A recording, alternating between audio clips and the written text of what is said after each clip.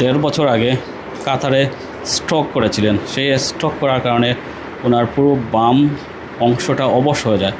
শুধু বাম অংশটাই অবশ হয়ে থেমে থাকেনি, ওনার মুখের বাসাটাও আসলে কেড়ে নেয় স্ট্রোক এমন একটা ভয়াবহ দুর্বিষহ জীবন ওনার জন্য নিয়ে এসেছে, যেটা অবিশ্বাস্য। আসলে এরকম রোগী খুবই কম মিলে যাদের আসলে ওনার মতো সিরিয়াস অবস্থা। উনি যেহেতু কাতার ছিলেন, কাতারে আসলে উনি আর সেখানে আর কাজ করতে পারেন না, যেহেতু ওনার কন্ডিশনটা এত ভয়ঙ্কর হয়ে যায় যে ভয়ঙ্কর অবস্থা থেকে উনি সেখান থেকে স্থায়ীভাবে চলে আসেন এবং দেশের বিভিন্ন জায়গায় উনি চিকিৎসা নিয়েছেন। দেশের যতগুলা নামি দামি প্রতিষ্ঠান আছে সবগুলো চিকিৎসা নিয়েছেন, রেজাল্ট আসেন। আমরা একটু রোগীর আত্মীয়ের সাথে কথা বলবো। একটু আল্লাহ বলেন, আল্লাহ জোরে আল্লাহ ঠিক আছে। একটু রোগীর আত্মীয়ের সাথে কথা বলবো। আচ্ছা, একটু বলবেন আপনারা রোগীর কী সমস্যা নিয়ে এখানে এসেছেন? আসসালামু আলাইকুম। আইসি তো রোগী চিকিৎসা ভালো হইবার লাগে, আইসি ভালো হইবার লাগে। মোটামুটি আলহামদুলিল্লাহ একটু ভালো আছে।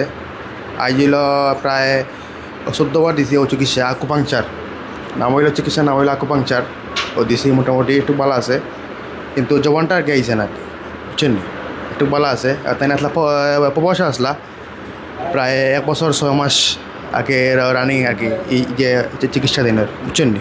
মানে কেমন ডাক্তার দেখাইছেন? কত ডাক্তার, কতজন হবে? তো দেখাইছি ইপ্রিন্সিনা দেখাইছি, আর দেখাইছি তো আপনার যত ও মানে ক্রিটিলার অন্য আগে ভর্তি আসলা, আগে 8টা পারতাম, এখন একটা 8টা পারেন। জয় জয় কথা একবারে বলতে পারেন না? না না, এবার তো ইশারা মাতন। কতদিন আগে সমস্যা হয়েছিল? তো সপ্তাহে যাব 1 বছর 6 মাস।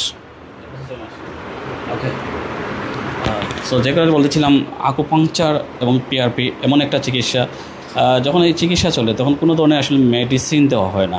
তা এই রোগের কোনো মেডিসিন দেওয়া হয় না।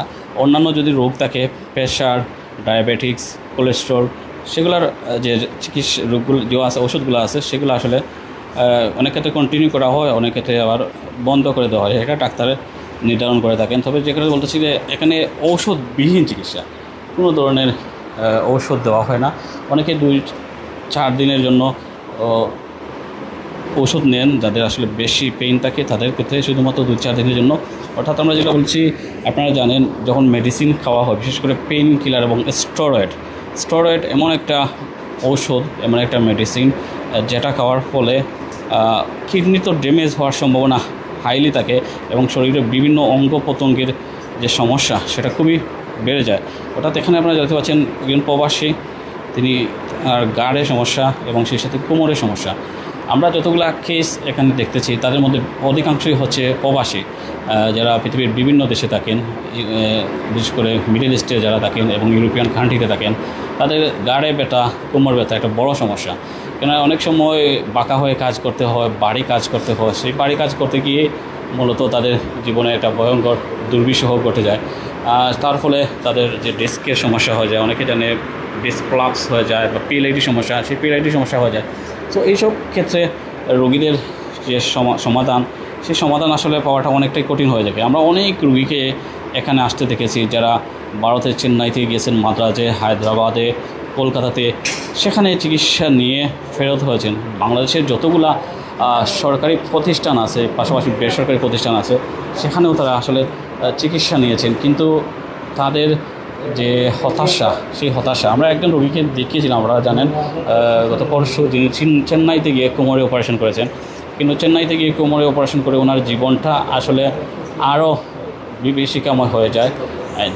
যে মানুষটা কষ্ট করে হলে হাঁটতে পারতেন, সেই মানুষটা এখন হাঁটার শক্তি হারিয়ে ফেলেছেন, লাঠি দিয়ে বড় করতেছেন, এবং কি ওনার যে ব্যথা, কষ্ট, তীব্রতা সেটা কয়েক গুণ বেড়ে যায়। সো এরকম অসংখ্য রোগীরা মূলত এখানে আসছেন অ্যাডভান্স রিহেব অ্যান্ড ওয়েলনেসে professor doctor N M Kiran স্যারের কাছে আকুপাংচার এবং পিআরপি চিকিৎসা, যেটা আমরা বলতে চাচ্ছি উইদাউট মেডিসিন, কোনো ধরনের মেডিসিন দেওয়া হয় না, যেটা ন্যাচারালি একটা হিলিং করা হয় এবং ন্যাচারালিভাবে কিওর দেওয়া হয়, যেটা অনেক দিন সাস্টেইন করে। অনেকেই চান যে ওষুধ খেলে আসলে তো কিছুদিন ভালো হওয়া যায়, কিন্তু ওষুধ যখন পুড়িয়ে যায় বা ওষুধ খাওয়া যখন শেষ হয়ে যায়, তখন তো আসলে রোগটা আবার সেই আগের জায়গায় ফিরে যায়। সো এই ক্ষেত্রে আকুপাংচার পিআরপি হচ্ছে এমন একটা চিকিৎসা যেটার ফলে রোগীরা ভালো এমন একটা পর্যায়ে গিয়ে পৌঁছায় যেখানে গেলে আর ঔষধ খাওয়ার প্রয়োজন পড়ে না, এবং ঔষধ খাওয়ার প্রয়োজন তখনই পড়ে না যখন ঔষধ যখন থেরাপি চলে তখনই প্রয়োজন পড়ে না,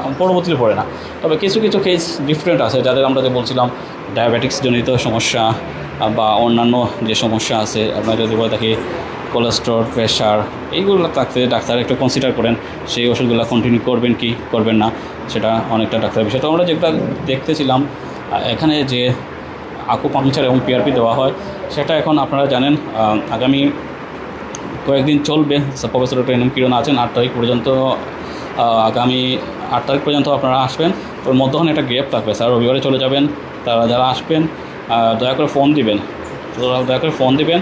আর সবচেয়ে বড় কথা হচ্ছে আগামী 4 তারিখ অর্থাৎ শনিবার আমাদের সিলেটের গর্ব প্রবাসী শ্রম ও কর্মসংস্থান মন্ত্রণালয়ের মন্ত্রী আরিফুল হক চৌধুরী উনি নিজে আসবেন। এটা একটা সফট ওপেনিং হয়েছে, এটা 22 তারিখ এটা গ্র্যান্ড ওপেনিং হবে। সো আরিফুল হক চৌধুরী সকাল 9টার দিকে উপস্থিত থাকবেন। আপনাদের সবাইকে আমন্ত্রণ রইল, আপনারা সবাই আসবেন, সেবা নেবেন। এটার লোকেশন হচ্ছে উপশহর পয়েন্টে। আপনারা জানেন ল কলেজের পাশ দিয়ে যে রাস্তা গেছে, যেটা আবুল মুহিত ক্রীড়া কমপ্লেক্সের যাওয়ার আগে, আবুল মুহিত ক্রীড়া কমপ্লেক্স যাওয়ার আগে, সীমান্তিক মেডিকেলের যাওয়ার আগে, অর্থাৎ শাহজালাল সিটি কলেজ ছিল, যেটা শাহজালাল সিটি কলেজ এখনও আছে, সেই শাহজালাল সিটি কলেজের নিচতলায়। তো ধন্যবাদ সবাইকে প্রাইম সিলেটের সাথে থাকার জন্য।